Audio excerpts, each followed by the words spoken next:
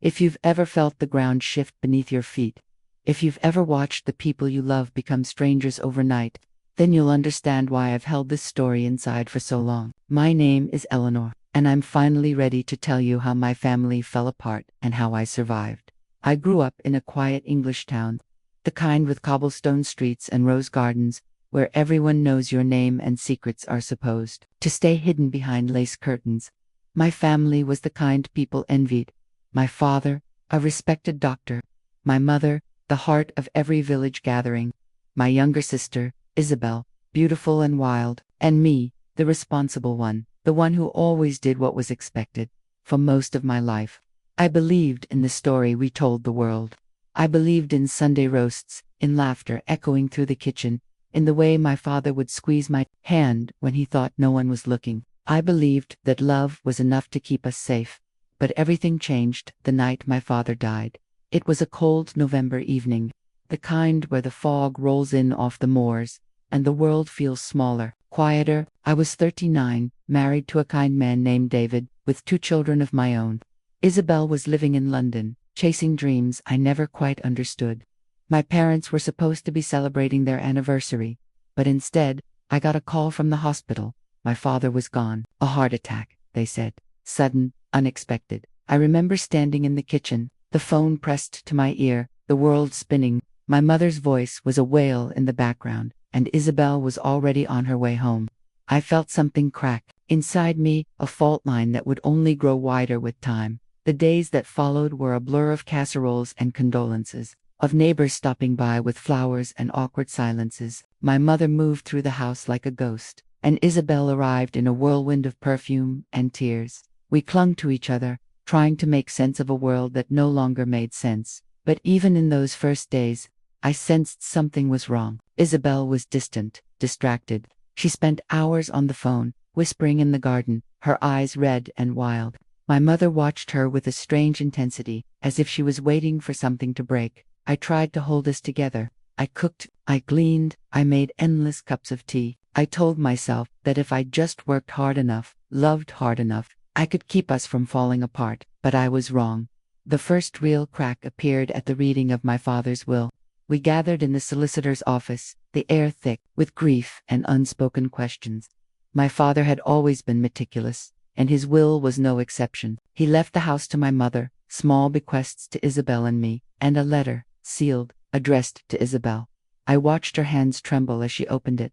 She read in silence, her face pale, then folded the letter and slipped it into her bag. She wouldn't meet my eyes. That night, I found her in the garden, smoking a cigarette, her shoulders hunched against the cold. "What did the letter say?" I asked, my voice barely above a whisper. She looked at me, her eyes shining with something I couldn't name. "It's nothing," she said. "Just Dad being Dad." But I knew she was lying. From that moment, everything changed. Isabel became secretive, withdrawn. My mother grew more anxious, snapping at me for the smallest things. David tried to help, but he was an outsider, and I was too proud to let him in. I started to notice things missing, small things at first. A silver locket, a photograph from the mantel, a bottle of perfume. Isabel denied taking them, but I saw the way she looked at me, defiant and scared. The tension in the house grew unbearable. My mother accused me of being controlling, of trying to replace her. Isabel accused me of never understanding her, of always being the favorite. Old wounds reopened, and new ones formed. And through it all, the mystery of my father's letter hung over us like a storm cloud. I began to wonder if I ever really knew my family at all. The weeks after the funeral were some of the loneliest of my life. I would wake up in the middle of the night, heart pounding, convinced I'd heard my father's voice in the hallway.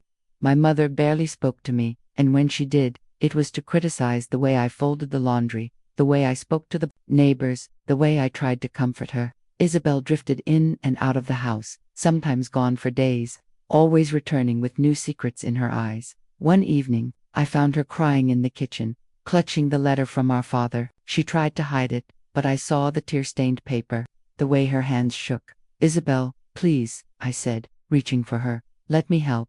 She pulled away, her face twisted with anger. "You don't know anything, Eleanor. You never have." I wanted to scream, to shake her, to make her see how much I loved her. But instead, I let her go. watching as she disappeared into the night. David tried to be supportive, but I could see the strain in his eyes. He was working longer hours, spending more time with the children, avoiding the minefield that our home had become. I resented him for it, even as I envied his escape. The only person who seemed unchanged was my mother's best friend, Mrs. Cartwright.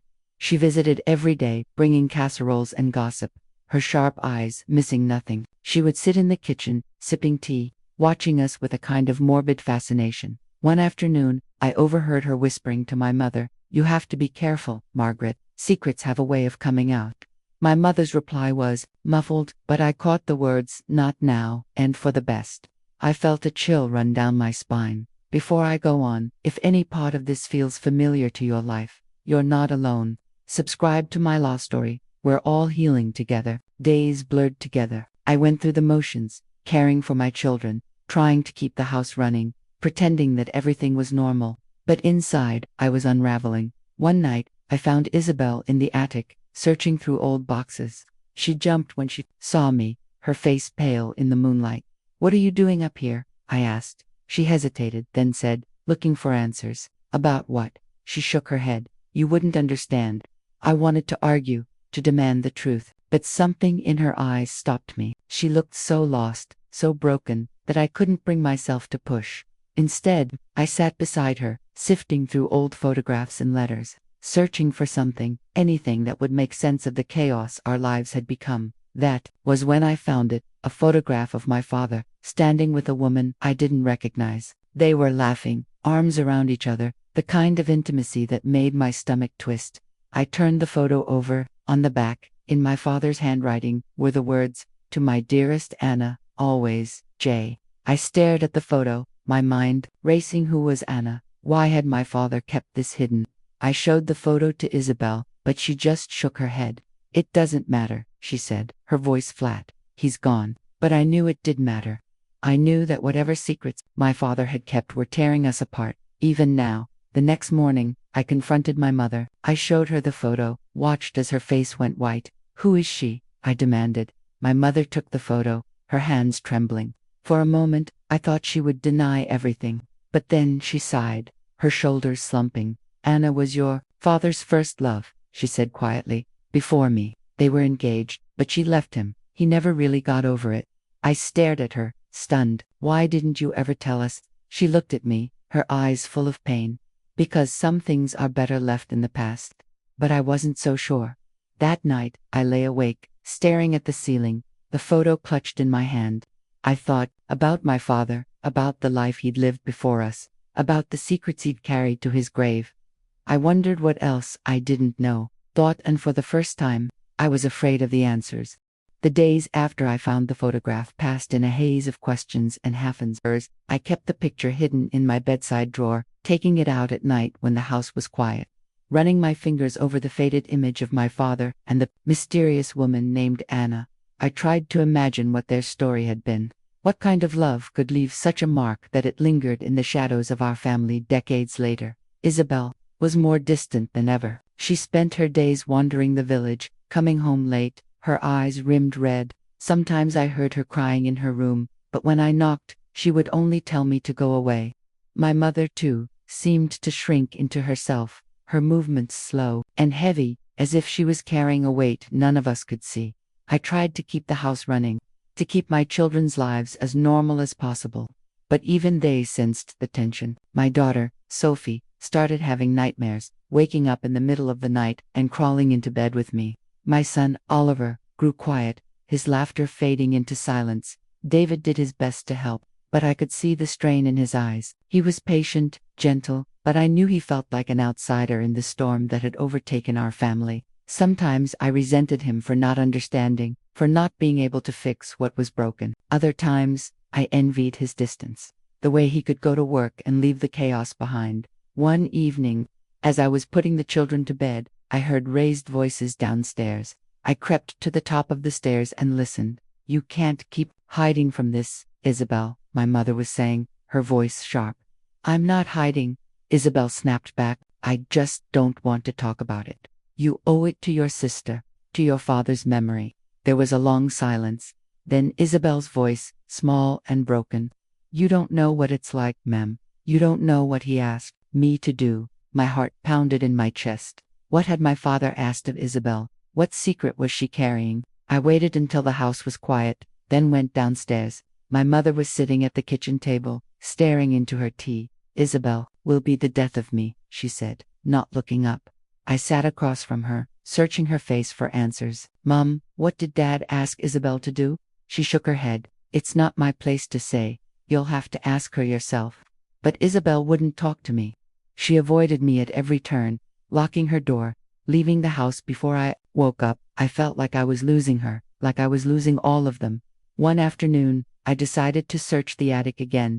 I told myself I was looking for old photo albums, but really, I was searching for clues. I needed to understand what was happening to my family. The attic was cold and dusty, filled with boxes and forgotten memories. I opened trunks, sifted through letters, searching for anything that might explain the secrets tearing us apart. At the bottom of an old chest, I found a stack of letters tied with a blue ribbon. The handwriting was unmistakably my father's.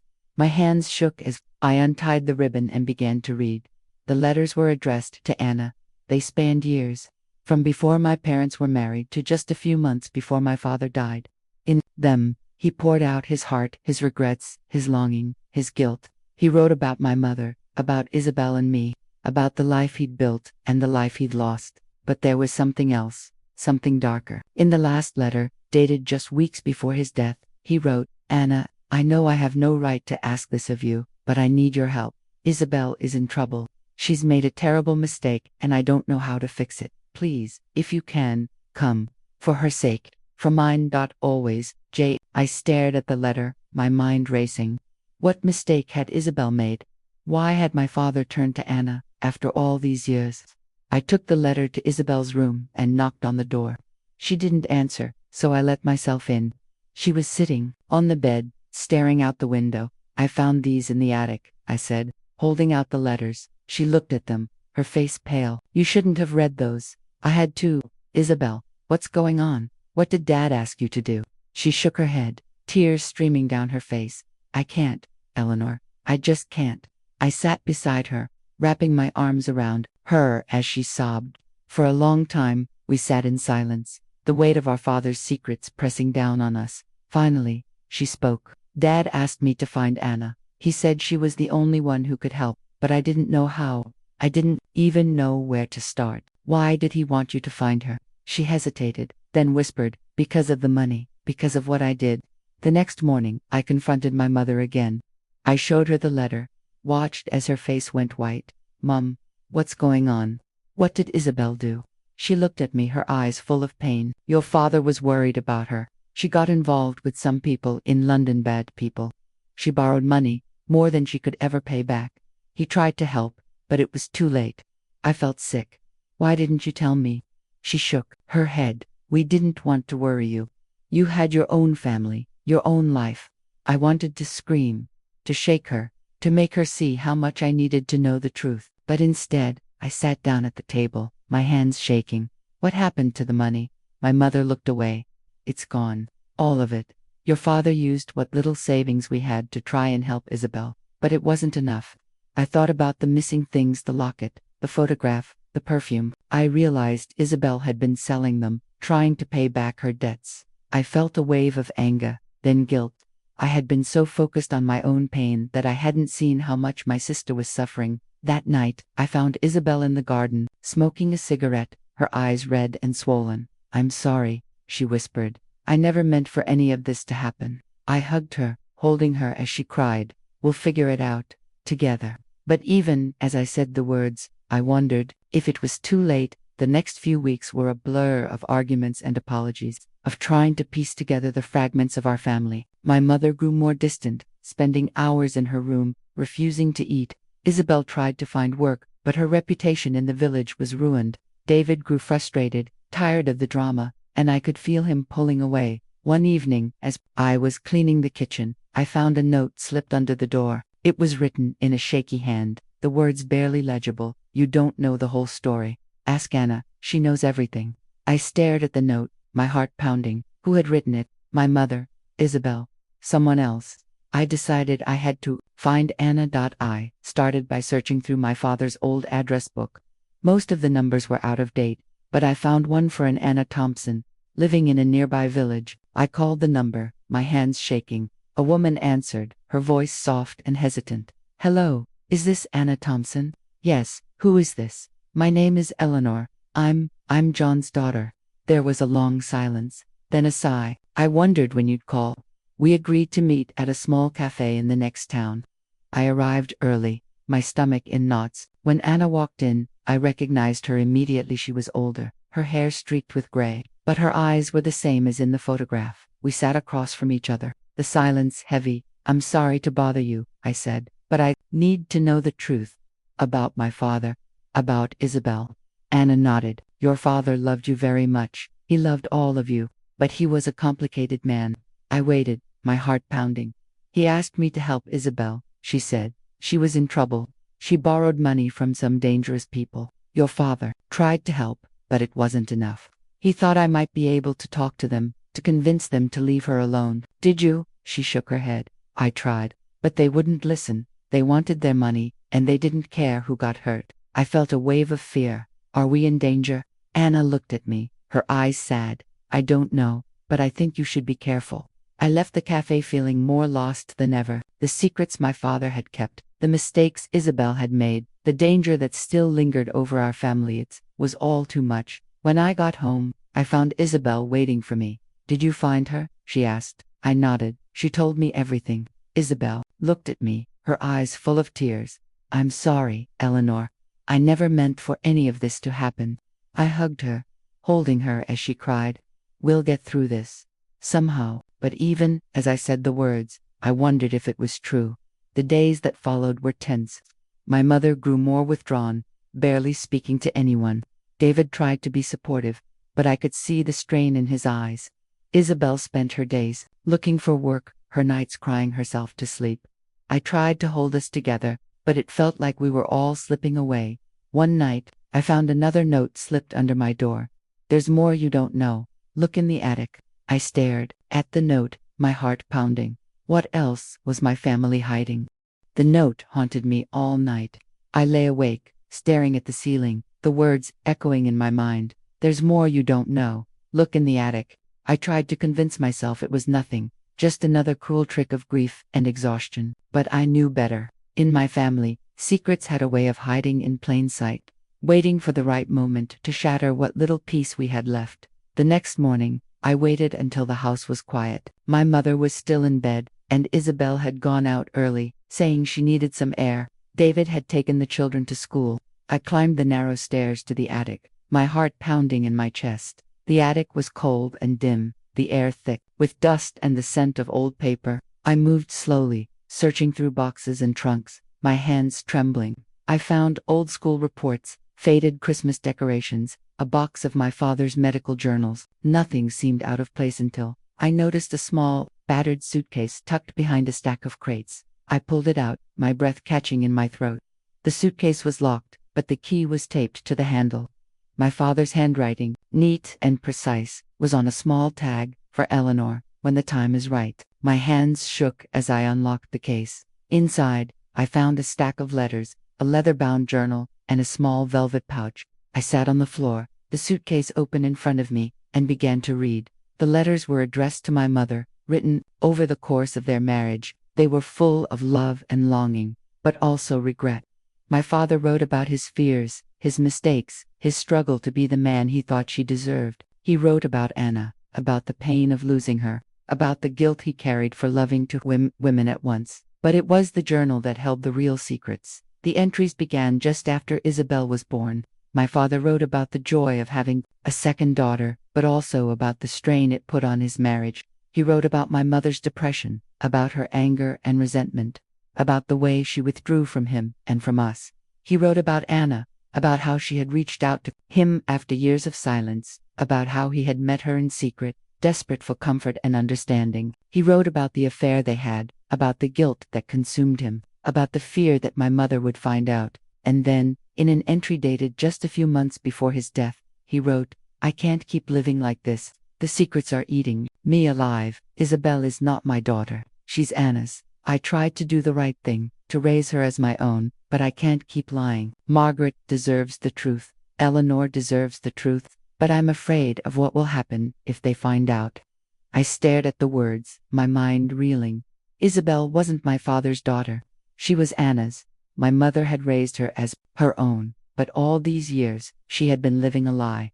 I felt a wave of anger, then grief, then something like relief. Suddenly, so much made sense: the distance between my parents, the way my mother treated Isabel, the secrets that had poisoned our family for so long. I took the journal and the letters downstairs, my hands shaking. I found my mother in the kitchen, staring out the window. "I know the truth," I said, my voice barely above a whisper. "I know about Anna. I know about Isabel." She turned to me, her face pale. For a moment, I thought she would deny it, but then she nodded, tears streaming down her face. "I tried to protect you," she said. "I tried to protect all of us, but I couldn't. I'm so sorry, Eleanor." I sat beside her, the journal open between us. We talked for hours, the truth spilling out in fits and starts. My mother told me about the affair, about the day Anna showed up on our doorstep with a baby in her arms, about the promise she made to my father to raise Isabel as her own.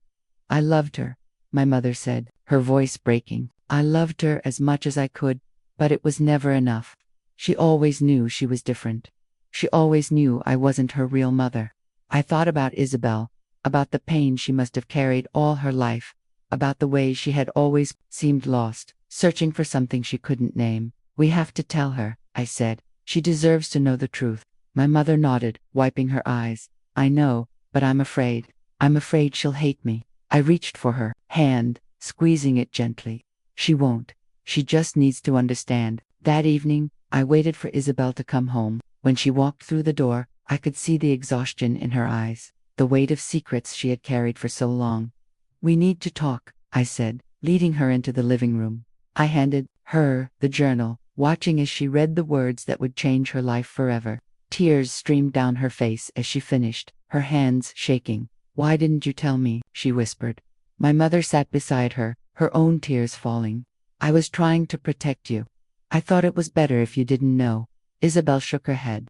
"I always knew I was different. I always knew something was wrong, but I never imagined." She broke down, sobbing, and I held her, rocking her like I used to when we were children. For a long time, we sat in silence, the truth settling over us like a shroud. The days that followed were some of the hardest of my life. Isabel withdrew into herself, barely speaking to anyone.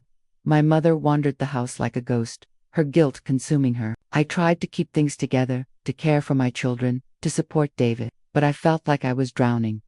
One night, I found Isabel in the garden, staring up at the stars. "Do you hate me?" I asked, my voice trembling. She shook her head. "No, I could never hate you.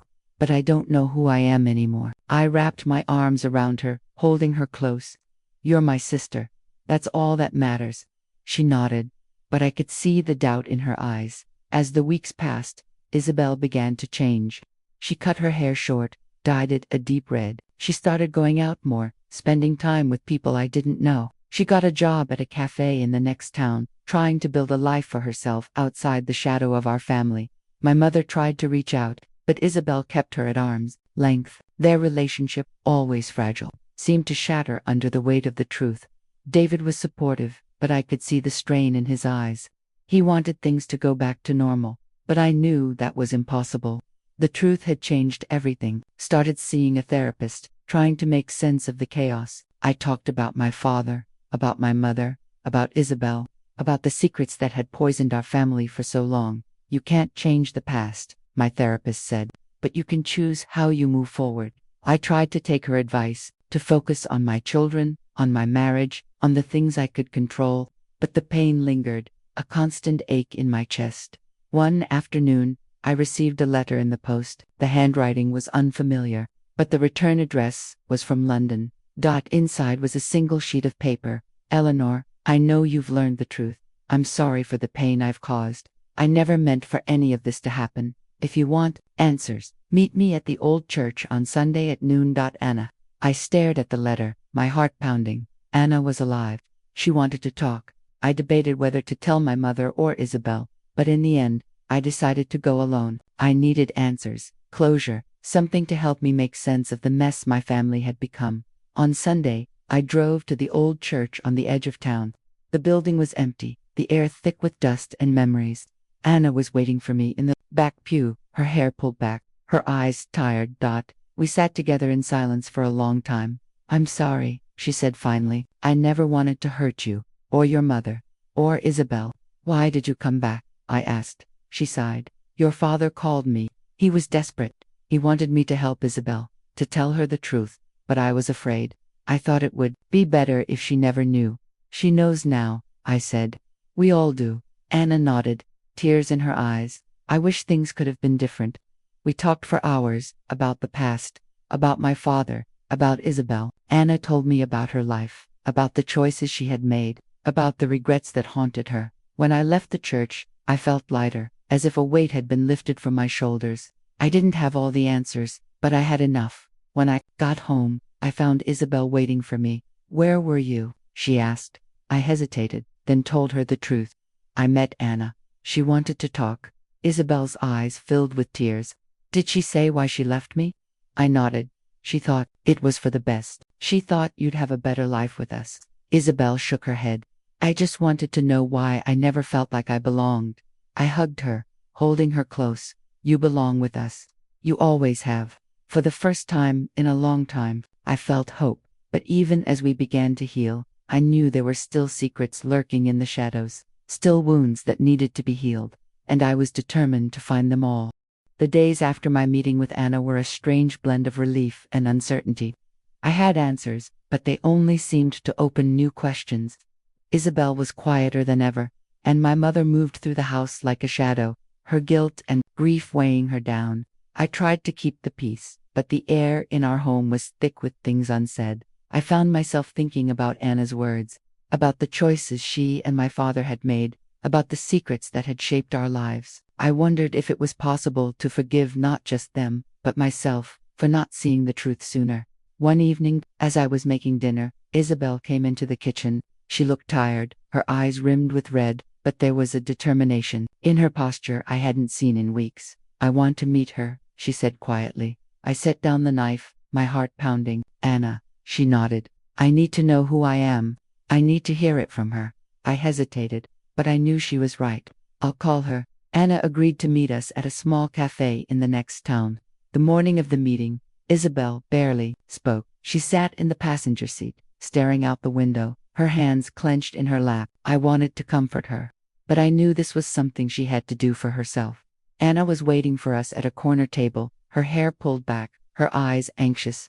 When she saw Isabel, she stood, her hands trembling. For a moment, neither of them spoke. Then Isabel stepped forward, her voice shaking. "Why did you leave me?" Anna's face crumpled. "I thought it was for the best. Your father and Margaret could give you a better life than I ever could. I was young, scared, alone. I thought I was doing the right thing." Isabel's eyes filled with tears. "I spent my whole life feeling like I didn't belong. Why didn't you ever come back for me?" Anna reached for her hand. "I wanted to so many times, but I was afraid you'd hate me. Afraid I'd ruined the life you had." They sat together, talking for hours. I watched from across the table, my heart aching for both of them. I saw the pain in Anna's eyes, the longing in Isabel's, the years of regret and hope and love that had been lost. When we left the cafe, Isabel was quiet, but there was a new lightness in her step. She hugged Anna goodbye, promising to stay in touch. On the drive home, she turned to me. "Thank you, Eleanor, for everything." I squeezed her hand. "You're my sister. I'll always be here for you." Back at home, my mother was waiting for us. She looked at Isabel, her eyes full of fear. "Did you find what you were looking for?" she asked. Isabel nodded. "I did, but I still need you, Mum. I always will." My mother broke down, sobbing. Isabel hugged her, and for the first time in years, I saw a glimmer of hope between them. But peace was fragile. The village was buzzing with rumors. People whispered about our family, about the secrets that had come to light. Isabel lost her job at the cafe, and my mother stopped going to church. Even my children felt the sting of gossip at school. David tried to shield us, but I could see the frustration in his eyes. He wanted to move on, to leave the past behind, but I knew it wasn't that simple. One night, after the children were asleep, he sat beside me on the sofa. "Eleanor, I know this is hard, but we can't let it destroy us. We have to find a way to move forward. I nodded, tears in my eyes. I'm trying. I just don't know how. He pulled me close. We'll figure it out. Together. The next morning, I found a letter slipped under our front door. The handwriting was unfamiliar, but the message was clear. You think you know the truth, but there's more. Ask your mother about the night your father died. My hands shook as I read the words. What else was my family hiding? I confronted my mother in the kitchen, the letter clenched in my fist. What happened the night Dad died? I demanded. She looked at me, her face pale. For a moment, I thought she would deny it, but then she sat down, her shoulders slumping. He came home late, she said quietly. He was upset. We argued. I found the letters from Anna. I confronted him. He admitted everything. She paused, tears streaming down her face. I was angry. I said things I didn't mean. He went for a walk to clear his head. That's when it happened. I sat beside her, my heart pounding. You think it was your fault? She nodded. If I hadn't pushed him, if I hadn't confronted him, maybe he'd still be here. I hugged her, holding her as she cried. It wasn't your fault, Mum. He made his own choices. But I could see the guilt in her eyes, the weight she had carried for so long. The days that followed were tense. Isabel withdrew again, spending hours in her room. My mother barely ate, barely spoke. I tried to keep things together, but I felt like I was losing them all over again. One evening, I found Isabel packing a bag. Where are you going? I asked, panic rising in my chest. I need to get away, she said. I need to figure out who I am, away from all of this. I wanted to beg her to stay, but I knew I couldn't. I hugged her tightly, tears streaming down my face. Promise me you'll come back, I whispered. She nodded, her own tears falling. I promise. She left that night, and the house felt emptier than ever. The weeks passed slowly.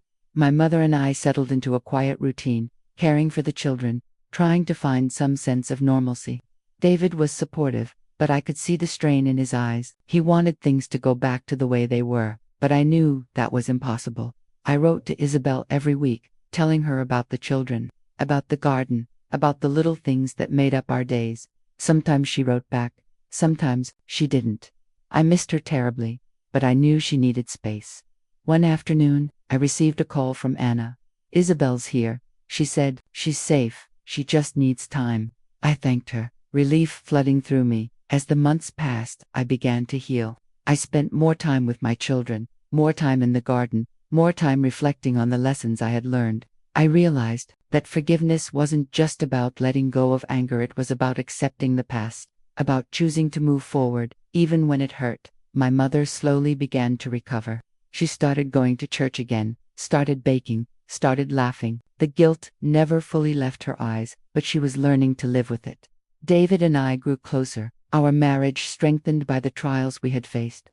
We talked openly about our fears, our hopes, our dreams.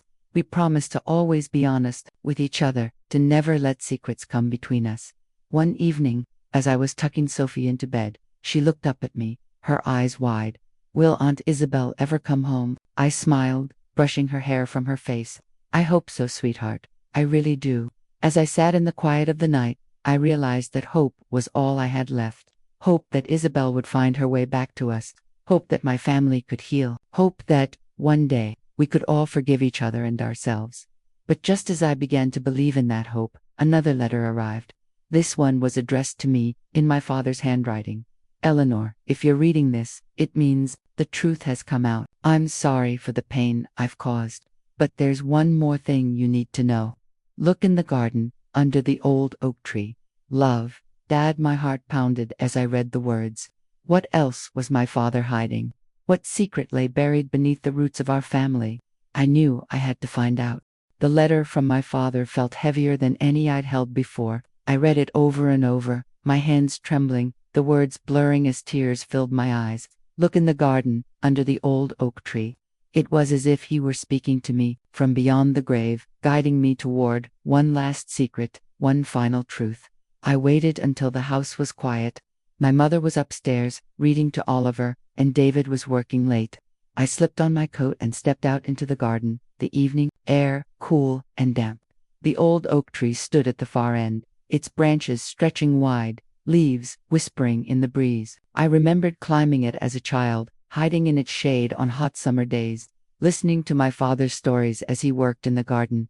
I knelt at the base of the tree, my heart pounding. The earth was soft from recent rain. I dug with my hands, dirt caking under my fingernails, until I hit something hard, a small, rusted tin box.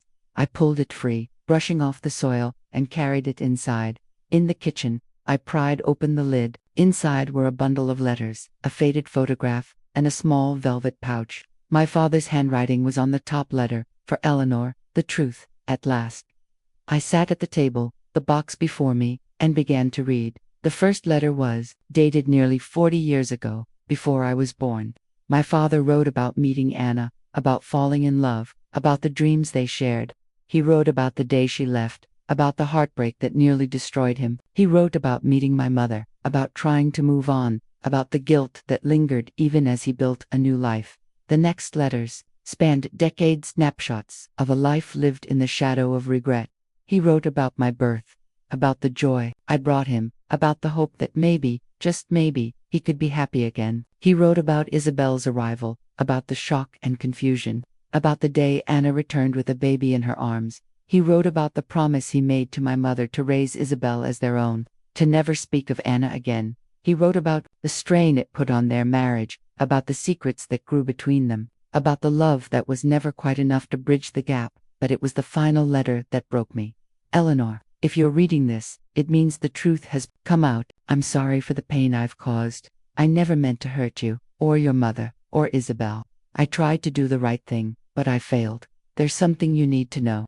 The money Isabel borrowed, it wasn't just for herself. She was trying to help Anna. Anna was sick, and she needed treatment she couldn't afford. Isabel did what she thought was right, but it cost her everything. I tried to help, but I was too late. Anna died before I could make things right. Isabel has carried that guilt ever since. Please, forgive her. Forgive me. Love, Dad. I sat at the table, the letter clutched in my hands, sobbing. All this time, I had blamed Isabel for her mistakes, for the chaos she brought into our lives. I had never known the burden she carried, the love and guilt that drove her to desperation.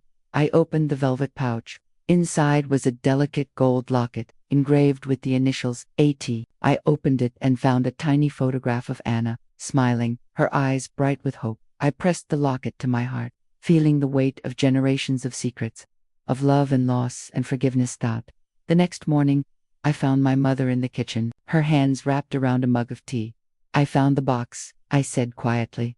She looked up, her eyes red. Did you read the letters? I nodded. I know everything now. About Anna, about Isabel, about the money. She closed her eyes, tears slipping down her cheeks. I'm so sorry, Eleanor. I tried to protect you. I tried to protect all of us. I sat beside her, taking her hand. We can't change the past, Mom, but we can choose what we do now. She nodded, squeezing my hand. I want to make things right. I want to tell Isabel the truth. I wrote to Isabel that day, pouring my heart into the letter. I told her everything about the box, the letters, the locket, about Anna's illness, about the sacrifices she had made. I told her I forgave her, that I loved her, that I wanted her to come home. Days passed with no reply. I tried to be patient, to trust that she would find her way back to us. My mother and I grew closer, sharing stories, memories, regrets. We spent long afternoons in the garden, tending the flowers, talking about my father, about Anna, about the family we had lost and the one we still had. David was a steady presence, his love a quiet anchor in the storm. He listened as I cried, held me when I needed comfort, reminded me that healing takes time. One evening, as the sun set over the garden, I heard footsteps on the gravel path.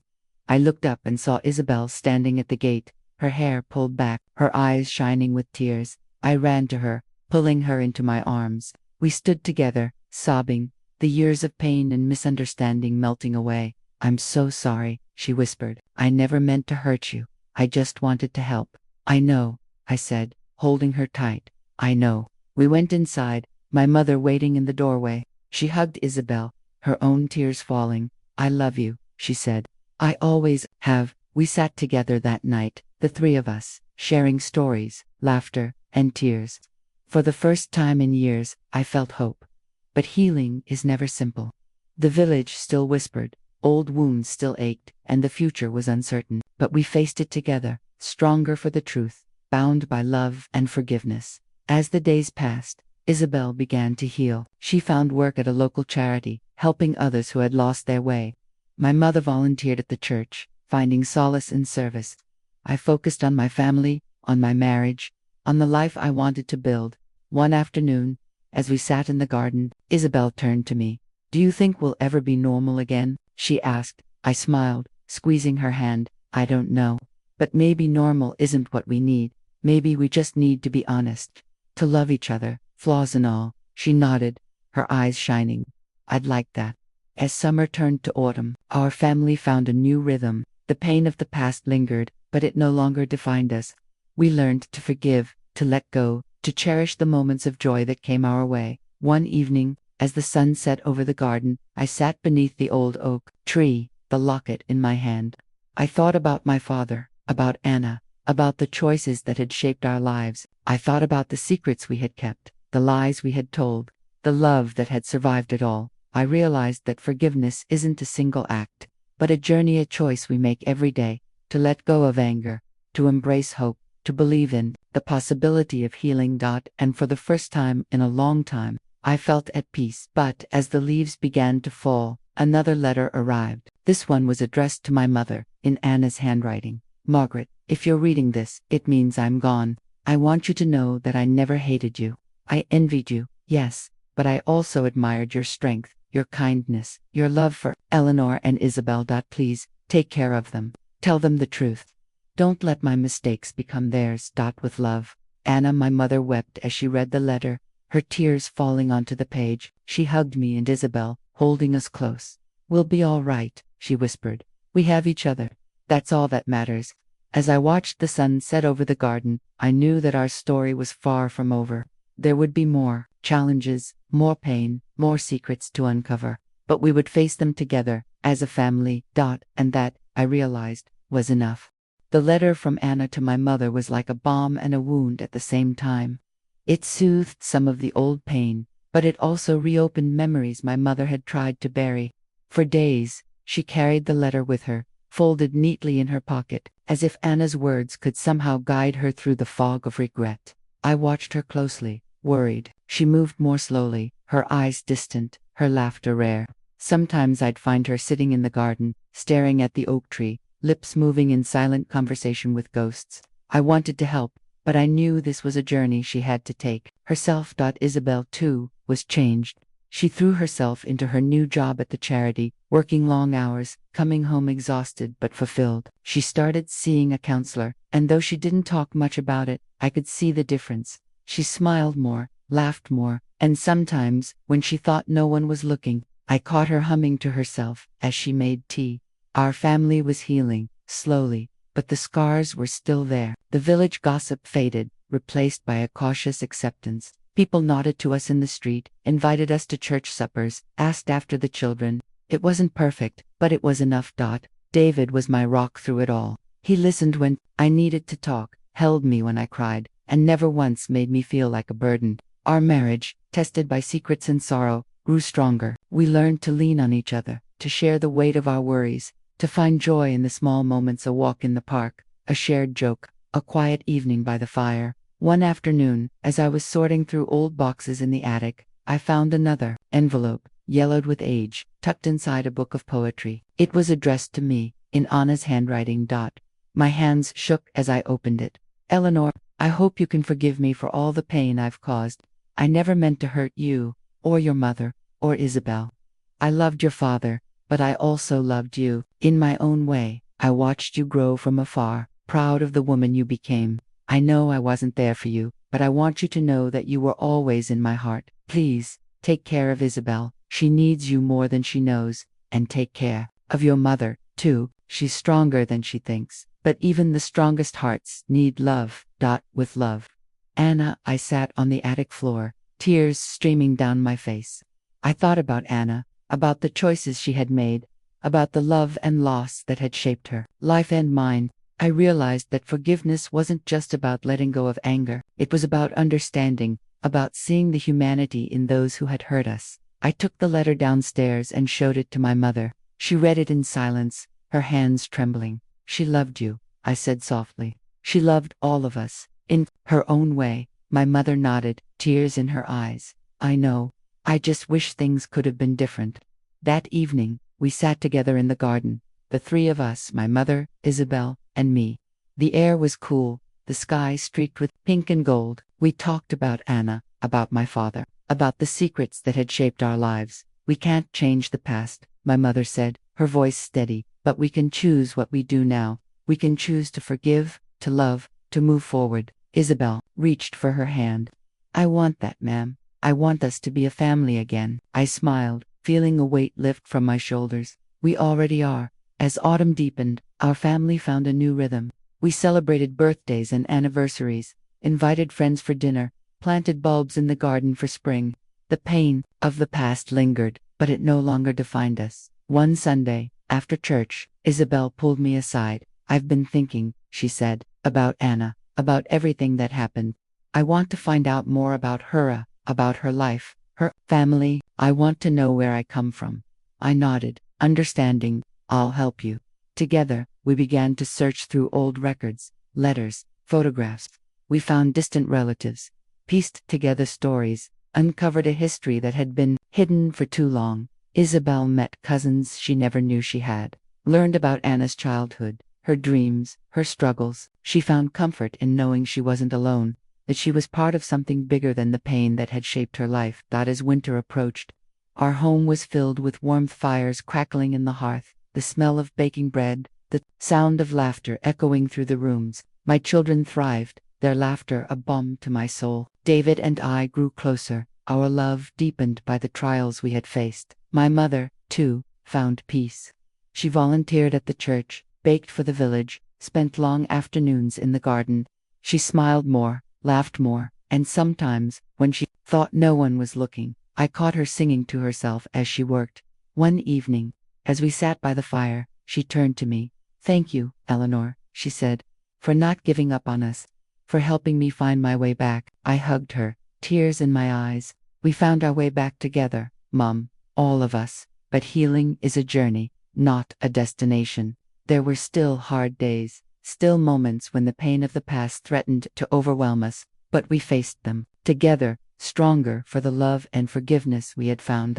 As the first snow fell, I stood at the window, watching the world turn white. I thought about Anna, about my father, about the secrets that had shaped our lives. I thought about the lessons I had learned, the importance of honesty, the power of forgiveness, the strength of family, and I knew, deep in my heart, that we would be all right. But just as I began to believe in our new beginning, another letter arrived. This one was addressed to Isabel, in a handwriting neither of us recognized. Isabel, there are things you still don't know. If you want answers, meet me at the old church on Christmas Eve. A friend. Isabel showed me the letter, her hands shaking. Should I go? She asked. I hesitated, fear and curiosity warring in my chest. I'll go with you, she nodded, relief in her eyes. On Christmas Eve, we drove to the old church. The world blanketed in snow. The building was empty, the air thick with anticipation. We waited in silence, our breath visible in the cold. A woman entered, her hair silver, her eyes kind. She introduced herself as Mary, a friend of Anna's. I promised Anna I would tell you the truth if you ever came looking, she said. We sat together in the pews, the church silent around us. Anna loved you, Isabel. She gave you up because she thought it was best, but she never stopped loving you. She wrote to you every year, but your mother never sent the letters. She was afraid you'd leave, afraid you'd hate her. Isabel's eyes filled with tears. I wish I'd known. Mary handed her a bundle of letters, tied with a red ribbon. These are yours. Anna wanted you to have them. Isabel clutched the letters to her chest, sobbing. I hugged her, holding her close. You're not alone, Isabel. You never were.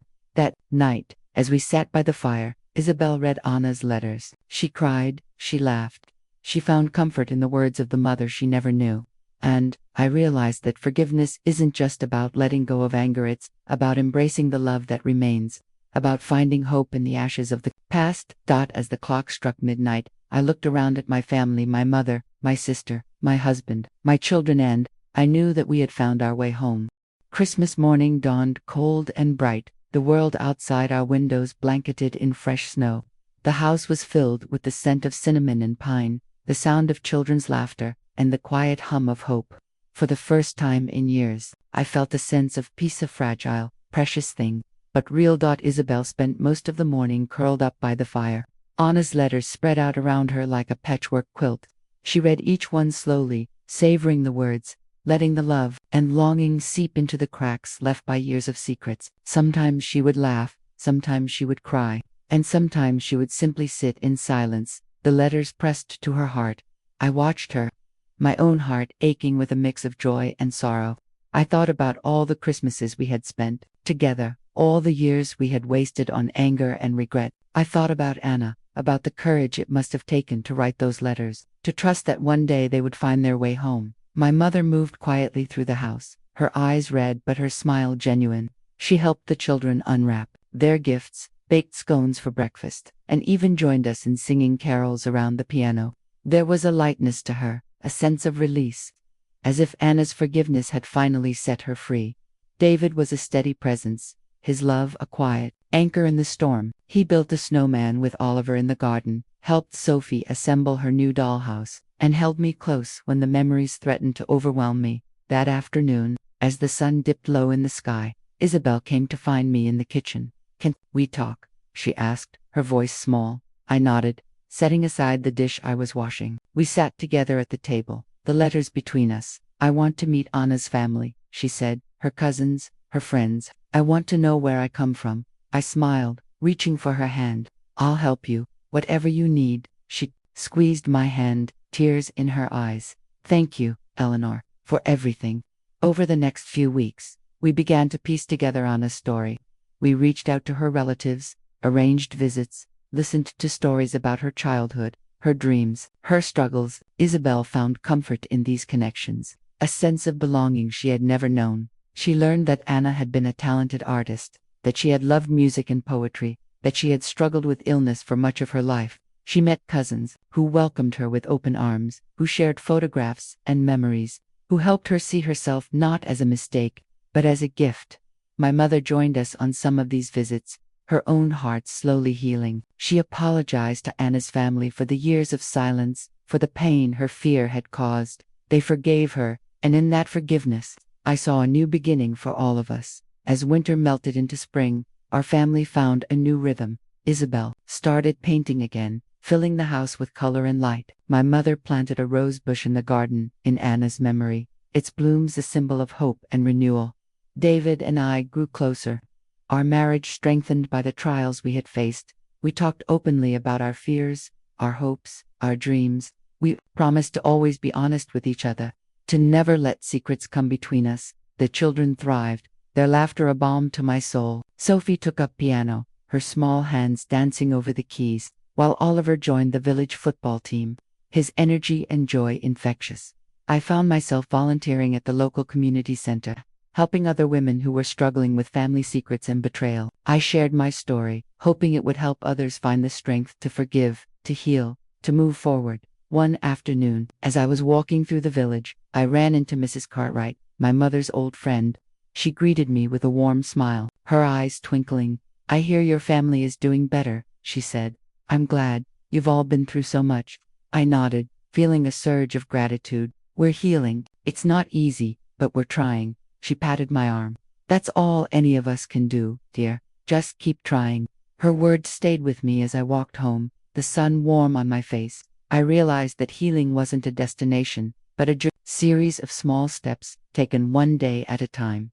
As summer approached, Isabel received an invitation to an art exhibition in London. One of Anna's cousins had submitted some of her paintings, and they wanted Isabel to attend as a guest of honor. She was nervous, unsure if she was ready to face the world as Anna's daughter, but I encouraged her to go. "You're stronger than you think," I told her, "and you're not alone." We traveled to London together, my mother joining us for support. The exhibition was beautiful. Anna's paintings hung alongside Isabel's, their styles different but their spirits the same. People stopped to admire the work, to ask questions, to share stories. Isabel stood tall, her eyes shining with pride. She spoke about Anna, about the journey she had taken to find her, about the forgiveness and love that had brought her home. After the exhibition, we walked through the city, the three of us arm in arm. We laughed, We cried. We celebrated the family we had found in the ashes of the past. Back home, life settled into a gentle routine. The pain of the past lingered, but it no longer defined us. We learned to forgive, to let go, to cherish the moments of joy that came our way. One evening, as we sat in the garden, Isabel turned to me. "Do you think Anna would be proud of me?" she asked. I smiled, squeezing her hand. "I know she would. She loved you, Isabel. She always did." Isabel nodded, her eyes shining with tears. "I love you too, Eleanor. Thank you for never giving up on me." I hugged her, holding her close. We found our way back together. That's all that matters. But as the days grew longer and the world turned green again, I found myself thinking about the future. I wondered what new challenges we would face, what new secrets might come to light. I knew there would be hard days, but I also knew we were strong enough to face them together. And for the first time in a long time, I felt truly hopeful. The summer after Isabel's exhibition was the warmest I could remember. The roses in the garden bloomed in wild, joyful colors, and the air was thick with the scent of honeysuckle and fresh-cut grass. Our home, once so heavy with secrets, now felt lighter, filled with laughter and the gentle rhythm of ordinary days. But even as we settled into this new peace, I sensed there was one last shadow lingering over USA's final piece of the past that refused to let go. It began with a phone call. I was in the kitchen, kneading bread, when the phone rang. My mother answered, her voice soft and uncertain. She called me in, her face pale. "It's for you," she said, handing me the receiver. The voice on the other end was unfamiliar, but kind. "Is this Eleanor?" "Yes," I replied, my heart quickening. "My name is Ruth. I was Anna's friend, and I cared for her in her last months. There's something she wanted you to have. Could you come to London?" I agreed, curiosity and anxiety warring inside me. Isabel insisted on coming with me, and my mother too. Though she was nervous about returning to the city where so much had begun, we traveled by train, the countryside rolling past in a blur of green and gold. Ruth met us at the station, a gentle woman with silver hair and warm eyes. She led us to her flat, where she offered us tea and biscuits before handing me a small, battered box. "Anna left this for you," she said. "She said you'd know when the time was right." My hands shook as I opened the box. Inside was a stack of letters, a faded photograph of Anna and my father, and a small, leather-bound diary. That evening, in the quiet of our hotel room, I read Anna's diary. Her words were raw and honest, filled with longing and regret, hope and fear. She wrote about her love for my father, about the pain of giving up Isabel, about the years she spent watching from afar. But it was the final entry that caught my breath. "If you're reading this, it means I'm gone. I want you to know the truth, Eleanor. Your father and I, we never stopped loving each other. But we both loved your mother too, in our own ways. We were all broken, all searching for something we couldn't name. I hope you can forgive us. I hope you can find peace. Take care of Isabel. Take care of your mother, and take care of yourself. With all my love, Anna." I sat on the bed, tears streaming down my face. I thought about Anna, about my father, about my mother, about the tangled web of love and loss that had shaped our lives. I realized that forgiveness wasn't just about letting go of anger, it was about accepting the complexity of the people we love, about seeing their flaws and loving them anyway. The next morning, we visited Anna's grave. Isabel knelt beside the headstone, her fingers tracing the letters of her mother's name. She left a single rose, her tears falling silently. "I forgive you," she whispered. "I love you." My mother stood beside her, her hand on Isabel's shoulder. For the first time, I saw peace in her Isa, quiet acceptance of the past, a willingness to move forward. We returned home, the box of letters and the diary, a new kind of inheritance, one built not on secrets, but on truth. As the weeks passed, Isabel grew stronger. She painted more, her art filled with light and color. She started teaching classes at the community center, helping others find their voices through creativity. My mother continued her work at the church, her laughter returning, her spirit lighter. David and I found new joy in our marriage, our love deepened by the trials we had faced. We spent long evenings in the garden, talking about the future, dreaming of new adventures. The children thrived, their laughter a constant reminder of the resilience of the human heart. Sophie played piano in the evenings, her music filling the house with hope. Oliver excelled at football, his energy and joy infectious. One evening, as we sat in the garden, Isabel turned to me. Do you ever wonder what life would have been like if we'd known the truth from the beginning? She asked. I thought about it for a moment, then shook my head. I used to. But now I think maybe we needed to go through all of this to become who we are. She smiled, her eyes shining. I think you're right. We sat together in the fading light, the garden alive with the sounds of summer. I felt a sense of peace, a sense that we had finally come home. But as autumn approached, another letter arrived, this one from the solicitor who had handled my father's estate. He requested a meeting, saying there was one final matter to discuss. I went alone, my heart heavy with anticipation. The solicitor greeted me kindly, then handed me a sealed envelope. Your father left this for you, he said.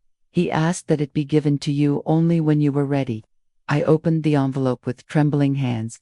Inside was a single sheet of paper. Eleanor, if you're reading this, it means you've found the truth. I'm proud of you.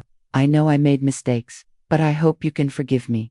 Take care of your mother, take care of Isabel, and take care of yourself. Love always, Dad. I sat in the solicitor's office, tears streaming down my face. I thought about my father, about Anna, about my mother, about Isabel, about the family we had built from the ashes of the past. I realized that forgiveness wasn't just a gift we give to others, it's a gift we give to ourselves. That night, as I sat by the fire, I thought about everything we had been through, the secrets, the lies, the pain, the love. I thought about the lessons I had learned, the importance of honesty, the power of forgiveness, the strength of family, and I knew, deep in my heart, that we would be all right. Before I end, if this is the kind of story you understand all too well, you know where to find more Myla Story. But there was one last thing I needed to do. I gathered my family in the garden, beneath the old oak tree. We shared stories, laughter, tears. We remembered those we had lost, celebrated those we still had. We promised to always be honest, to always forgive, to always love. As the sun set, I looked around at my family, my mother, my sister, my husband, my children, and I felt a sense of peace I had never known. We had survived the storm, we had found our way home. The days after our gathering beneath the old oak tree felt like a gentle exhale after years of holding my breath. The garden, once a place of secrets and sorrow, had become a sanctuary, a living testament to everything we had survived. The roses bloomed brighter, the grass seemed softer, and the laughter of my children rang out like music through the open windows. Isabel and I spent long afternoons together, painting in the dappled sunlight, our conversations drifting from memories of Anna to dreams for the future. She was different now, stronger, more certain of herself, her eyes no longer shadowed by doubt. Sometimes I would catch her smiling for no reason at all, and I knew she was finally at peace with her past. My mother, too, had changed. She moved with a new lightness, her burdens eased by forgiveness and truth. She baked bread for the neighbors, tended the church garden, and even joined a book club at the village hall. The villagers, once wary and full of gossip, now greeted her with warmth and respect. It was as if the whole town had decided to let go of the past and embrace the possibility of something new. David and I found a deeper love in the quiet moments, sharing tea in the early morning, walking hand in hand through the fields, whispering our hopes and fears in the dark. Our marriage, tested by secrets and sorrow, had become a partnership built on honesty and trust. We promised each other, again and again, that we would never let silence or shame come between us. The children thrived in this new world. Sophie's music filled the house, her laughter infectious. Oliver grew taller and bolder, his confidence blooming with every goal scored on the football pitch. They asked questions about Anna, about the past, and I answered them honestly, trusting that the truth would set them free, too. One evening, as the sun set in a blaze of gold and pink, Isabel and I sat beneath the oak tree, the locket Anna had left resting between us. Do you ever wish things had been different? She asked, her voice soft. I thought about it for a long moment, sometimes, but then I think, if things had been different, we might never have found our way back to each other. We might never have learned how strong we really are. She nodded, her eyes shining with unshed tears. I'm glad I have you, Eleanor. I'm glad I have all of you. I reached for her hand, squeezing it gently. We're family. That's all that matters. As autumn deepened, we prepared for another winter, this time with hope instead of dread. We decorated the house with garlands and candles, baked gingerbread, and invited friends and neighbors to share in our celebrations. The old wounds still ached sometimes, but they no longer defined us. We had learned to live with them, to let them remind us of how far we had come. One night, as we sat by the fire, my mother read aloud from Anna's diary. Her voice was steady, her eyes bright with emotion. "Forgiveness is not forgetting," she read. "It is letting go of the hope for a better past, and choosing instead to build a better future." We sat in silence, the words settling over us like a blessing. I found myself reflecting on everything we had been through, the betrayals, the heartbreak, the mysteries and revelations. I thought about the lessons I had learned, that love is messy and complicated, that forgiveness is a gift we give ourselves, that family is not defined by blood alone, but by the choices we make every day. I thought about Anna, about my father, about the secrets they had carried, and the love they had left behind. I thought about my mother, about her strength and her courage. I thought about Isabel, about the journey she had taken to find herself. I thought about David and the children, about the life we had built together. And I realized that, in the end, we were all survivors. We had weathered the storm, and we had come home. Before I say goodbye, if any part of this story has touched your heart, or if you've ever felt lost in your own family's secrets, please subscribe to my You're Not Alone. We're all healing together, one story at a time.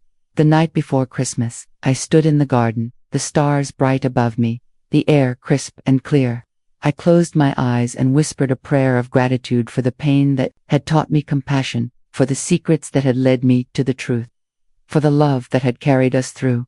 I knew there would be more challenges ahead, more moments of doubt and fear, but I also knew that we were strong enough to face them together. As I walked back into the warm glow of our home, I felt a sense of peace I had never known before. I knew, deep in my heart, that we were finally free. Goodbye for now, dear listener. And remember, sometimes, the hardest stories have the most beautiful endings.